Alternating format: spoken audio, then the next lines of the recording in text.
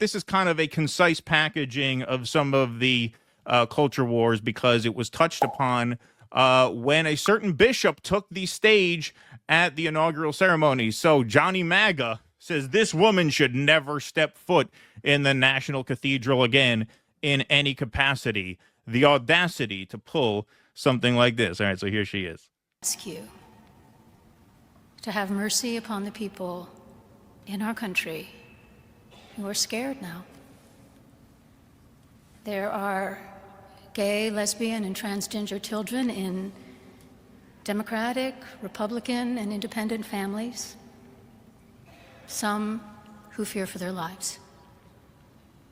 And the people who pick our crops and clean our office buildings, who labor in poultry farms and meat packing plants, who wash the dishes after we eat in restaurants and work the night shifts in hospitals, they may not be citizens or have the proper documentation, but the vast majority of immigrants are not criminals.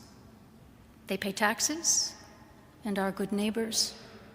They are faithful members of our churches and mosques. When is Trump going to sign an executive order banning sign language interpreters at these things? There's been talk about that. Yeah, like, you'd think he would. Synagogues, wadara, and temples. I ask you to have mercy, Mr. President, on those in our communities whose children fear that their parents will be taken away, and that you help those who are fleeing war zones and persecution in their own lands to find compassion and welcome here. Our God teaches us that we are to be merciful to the stranger, for we were all once strangers in this land.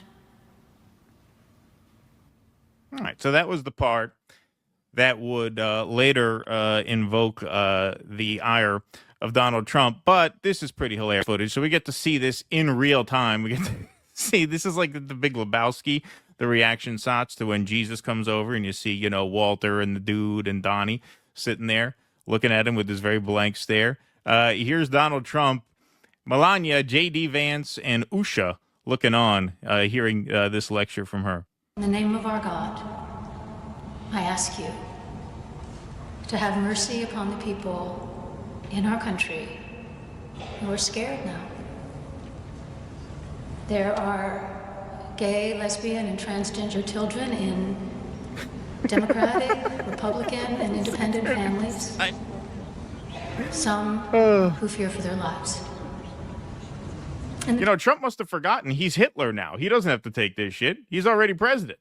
What's he sitting there and taking it like that, right? I mean, can't you do something about this? Can't you stop it? I think ICE was already deployed to Chicago. He's pretty nice for a Hitler, right? Yeah. I mean, pretty polite for a Hitler, able to just kind of grin and bear it. The people who pick our crops and clean our office buildings, who labor in poultry farms and meat packing plants, who wash the dishes after we eat in restaurants and work the night shifts in hospitals, they may not be citizens or have the proper documentation, but the vast majority of immigrants are not criminals. They pay taxes and are good neighbors.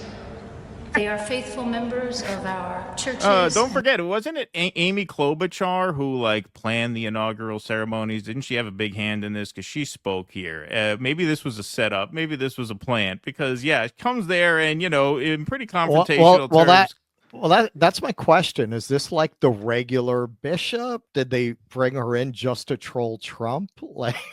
It had to be a setup of some kind, because she tells, all of that, if you were to just go there and bring that message of whatever, unity and, rights and things like that, without the direct appeal to him where you say people are scared right now, she's putting him on the spot by saying, okay, well, people are afraid, implying that people now are afraid because you're coming in, right? So that was what really put him on the spot in a way that Trump did not particularly care for, as we will learn. But, one thing that makes me think that perhaps this was a setup and planning is that she really did a media circuit after. She went on CNN, and here she is on The View. Now, once again, we can't play video from The View, but here she is talking about her responsibility yesterday morning. Responsibility yesterday morning, was to reflect, to pray with the nation for unity. And as I was pondering what are the foundations of unity, I wanted to emphasize respecting the honor and dignity of every human being, basic honesty and humility. And then I also realized that that unity requires a certain degree of mercy and compassion and understanding. And so knowing that a lot of people, as I said, in our country right now are really scared, I wanted to take the opportunity in the context of that service for unity to say we need to treat everyone with dignity, and we need to be merciful. And I was trying to counter the narrative that is so divisive and polarizing, and in which real people are being harmed. Okay. So that was her response the day after. Donald Trump, the so-called bishop who spoke at the National Prayer Service on Tuesday morning, was a radical. Oh, so he was president by then. So he had signed orders by then. That's right. So this was day 2. This was the 21st. I'm thinking this was inauguration day. It's part of the ceremonies, I guess. The so-called bishop who spoke at the National Prayer Service on Tuesday morning was a radical left hardline Trump hater. She brought her church into the world of politics in a very ungracious way. She was nasty in tone and not compelling or smart. She failed to mention the large number of illegal migrants that came into our country and killed people. Many were deposited from jails and mental institutions. It's a giant crime wave that is taking place in the USA. Apart from her inappropriate statements, the service was a very boring and uninspiring one. She is not very good at her job. She and her church owe the public an apology. That's right, and this was Reverend Lorenzo Sewell in Woke Bishop calls her a heretic. She was so arrogant.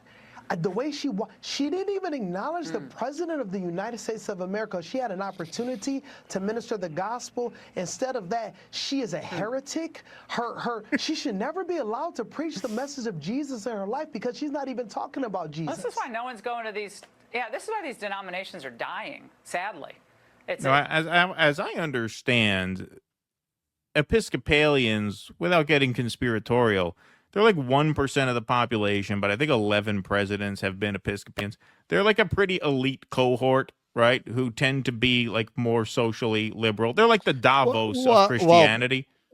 Because under the colonies, you had the Church of England, but after the Revolution, you couldn't have that kind of connection to the monarchy anymore. So those churches, they were getting seized. In order to preserve themselves, they became Episcopalian churches. So these upper crust colonists who had been Church of England all became Episcopalian. Yeah, so it's a pretty elite cohort. But she's not backing down. I'm not going to apologize. The bishop who confronted Trump speaks out. So this was an interview, a print interview that she gave with Time Magazine. Trump called you a radical left hardline Trump hater. What's your response to that? I don't hate President Trump. I strive not to hate anyone, and I dare say that I am not of the radical left either, whatever that means.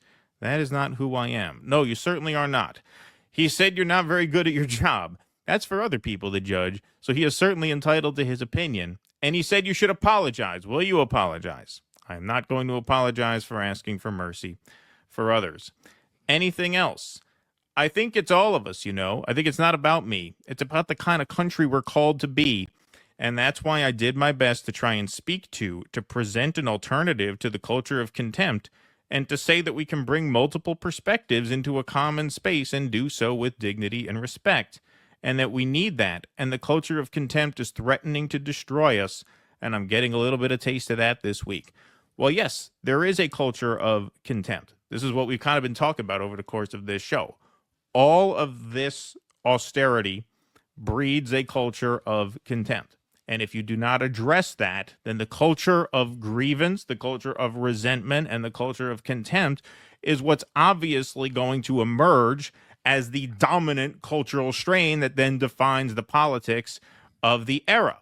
This is why appeals to people's good nature and goodwill fall flat. And a lot of people say, well, that's because of Trump. No, it's not because of Trump. Trump is here because the liberal class has squandered the goodwill of the American people who, as we've been talking about this whole time, elected Barack Obama twice. That's where a lot of this cultural push has come from. Not necessarily from Obama himself, but I've heard the argument made. I think it's a very compelling one, that the woke stuff really emerged in response to the Tea Party and Occupy Wall Street, both having a very class-based critique of the system, both opposing the bank bailouts from both the left and the right. I think that's a very, very compelling processing of that timeline. But as working people's material conditions have been degraded, these appeals fall on deafer and deafer ears. Now, if she was radical left, if she was really radical left and she wanted to make an appeal on immigration, she should take a look at this and be talking more about this. All of the South American countries that had their governments overthrown by the CIA since 1947. Every South American country which has had its government overthrown by the CIA since 1947. Costa Rica in 1948, Guatemala 1954, El Salvador 1979, Nicaragua 1981, Panama 1989, Paraguay 1954, Brazil 1964, Peru 1968, Chile 1973, Uruguay 1973, Argentina 1976, and Venezuela in 2002. All right, so there you have it. So that is a far left. If you were really radical left, that's what you'd be talking about. That's what you'd be talking about. Right. But Right. all liberals like this bishop do is go up and virtue signal about how they really wish we could just be better. We could be better. And, you know, you call me a communist or Marxist or, yeah, be nice, basically. Own nothing and be nice, right? You'll own nothing and be happy. This is you'll own nothing and be nice. That really is like the liberal commands.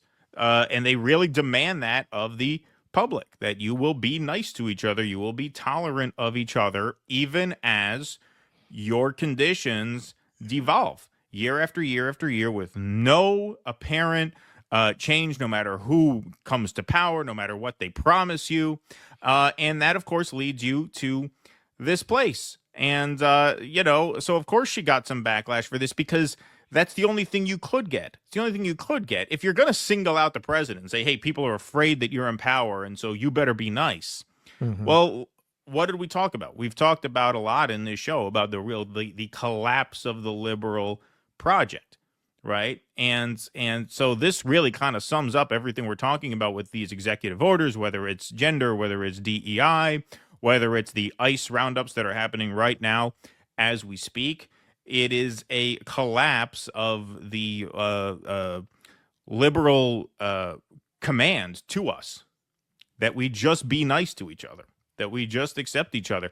I would love to live in the world she's talking about. I think almost everybody would. I think almost everybody would. I think that's the world people thought they were going to get when they voted for Barack Obama in 2008, when Barack Obama won, 350 plus electoral votes, when Barack Obama won Indiana, right? That's the world people thought they were getting. And that world never came. And now you have the reaction to that, which is why she's getting all shit from MAGA, and very few people are rushing to her defense. Or, I don't know. I mean, you're on Facebook more than I am. Are your lib friends going to bat for her? I'm not seeing a lot of that. It's been funny, and this is what everybody's observed about that. They don't know whether to shit or wind their wristwatch, man. They really don't know how to deal with this. For a minute, they started going after oligarchy, but the people that they really listened to, I think, realized pretty quickly, whoa, we don't want to go there. We don't want to talk about that. So now, going back, the DEI thing, they've kind of been trying to sink their teeth into that. they just don't even know what to talk about. You know, we talked about this earlier offline. Most people who were attracted to this kind of liberalism are status seeking kind of people. Right. And anyone, no matter how dumb you are at this point, when the culture swerves this drastically, you can't help but notice. And they don't want to get left behind. They don't want to get left behind. Look, what were the yuppies? They were the hippies. That was the cliche during the Reagan years. All these former hippies, they fully embraced the aesthetics and the attitudes of Reaganism. A lot of these people in a few years are going to be fully on board with Trump's agenda. Please clap.